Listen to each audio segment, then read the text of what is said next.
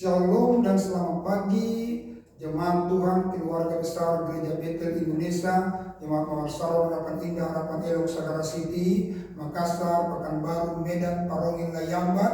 Puji Tuhan, Tuhan Yesus baik bagi kita. Dia sudah menolong kita, memberkati kita sepanjang malam hari ini, hingga pada pagi hari ini kita dibangunkan dengan tubuh yang sehat, tubuh yang diberkati oleh Tuhan.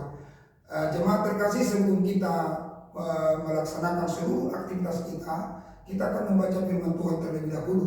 Karena saya percaya firman Tuhan ini adalah merupakan kekuatan dalam kehidupan kita. Mari kita tunduk kepala, kita berdoa. Bapa kami dalam surga, kami mengucap syukur kepadamu sebab Engkau Allah begitu baik dalam kehidupan kami. Terima kasih Bapa, pada saat pagi hari ini sebelum kami mulai aktivitas dan kegiatan kami akan terlebih dahulu membaca kebenaran firman-Mu. Biarlah firman-Mu yang senantiasa kami baca boleh senantiasa dapat menguatkan kami dan menopang kami dalam kami menjalani kehidupan kami. Terima kasih Bapa, terima kasih yang menjadi doa kami. Dalam nama Tuhan kami Yesus Kristus kami berdoa kepadamu. Amin. Baiklah, saat ini kita akan membaca dalam kitab Roma pasal yang kedua dengan perikop hukuman Allah atas semua orang. Karena itu, hai manusia, siapapun juga engkau yang menghakimi orang lain, engkau sendiri tidak bebas dari salah. Sebab dalam menghakimi orang lain, engkau menghakimi dirimu sendiri, karena engkau yang menghakimi orang lain melakukan hal-hal yang sama. Tetapi kita tahu bahwa hukuman Allah berlangsung secara jujur atas mereka yang berbuat demikian. Dan engkau, hai manusia, engkau yang menghakimi mereka yang berbuat demikian, sedangkan engkau sendiri melakukannya juga. Adakah engkau sangka bahwa engkau akan luput dari hukuman Allah? Maukah engkau menganggap sepi kekayaan kemurahannya, kesabarannya, dan kelapangan hatinya?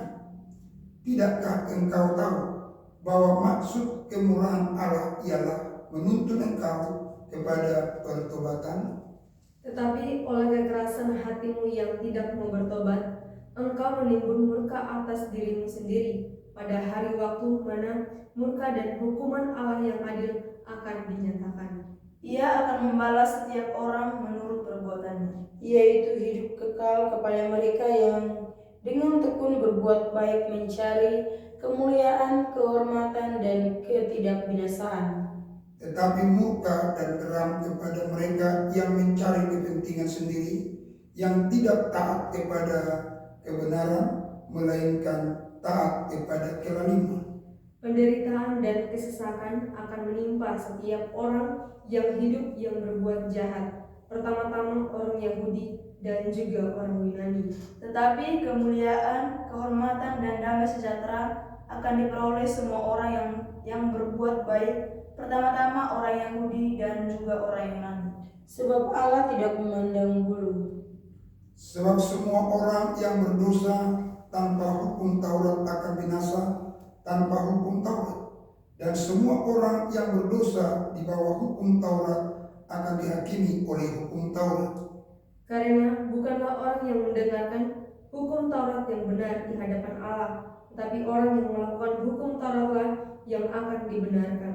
Apabila bangsa-bangsa lain yang tidak memiliki hukum Taurat oleh dorongan diri sendiri melakukan apa yang dituntut hukum Taurat, maka walaupun mereka tidak memiliki hukum Taurat, mereka menjadi hukum Taurat bagi diri mereka sendiri. Sebab dengan itu mereka menunjukkan bahwa isi hukum Taurat ada tertulis di dalam hati mereka, dan suara hati mereka turut bersaksi, dan pikiran mereka saling menuduh atau saling membela. Hal itu akan nampak pada hari bila mana Allah sesuai dengan Injil yang kuberitakan akan menghakimi segala sesuatu yang tersembunyi dalam hati manusia oleh Kristus Yesus. Hukum Taurat dan Sunat tidak menyelamatkan orang Yahudi. Tetapi jika kamu menyebut dirimu orang Yahudi dan bersandar kepada hukum Taurat, bermegah dalam Allah, dan tahu akan kehendaknya, dan oleh karena diajar dalam hukum Taurat dapat tahu mana yang baik dan mana yang tidak, dan yakin bahwa engkau adalah penuntun orang buta dan terang bagi mereka yang di dalam kegelapan, pendidik orang bodoh dan pengajar orang yang belum dewasa. Karena dalam hukum Taurat, engkau memiliki kegenapan segala kepandaian dan kebenaran. Jadi bagaimanakah engkau yang mengajar orang lain? Tidakkah engkau mengajar dirimu sendiri? Engkau yang mengajar, jangan mencuri. Mengapa engkau sendiri mencuri? Engkau yang berkata, jangan berzina, mengapa engkau sendiri berzina? Engkau yang jijik akan segala berhala, mengapa engkau sendiri merampok rumah berhala? Engkau bermegah atas hukum Taurat, mengapa engkau sendiri menghina Allah dengan melanggar hukum Taurat itu? Seperti ada tertulis, sebab oleh karena kamulah nama Allah dihujat di antara bangsa-bangsa lain.